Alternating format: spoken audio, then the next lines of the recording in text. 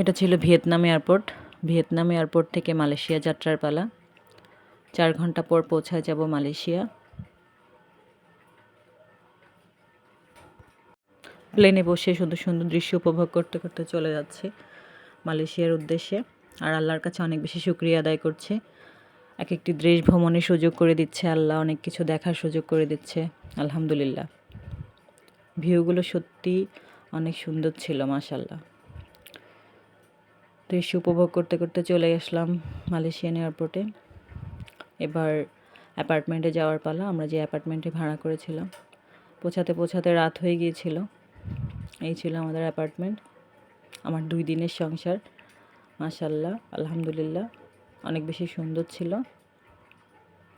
Apartment থেকে ভিউগুলোও অসাধারণ ছিল, মাশাল্লাহ।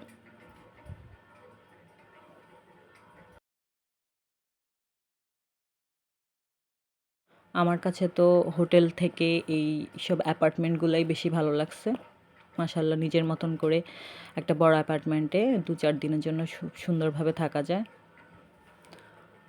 আমার কাছে তো অনেক বেশি ভালো লাগছে। এটা ছিল মেবি 28 নাম্বার ফ্লোরে।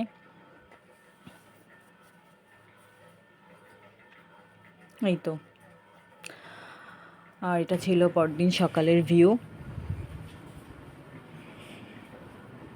আমাদের টাওয়ার থেকে নিচের দিকে। দৃশ্যগুলো খুবই চমৎকার ছিল, মাশাল্লাহ, অনেক সুন্দর ভিউ।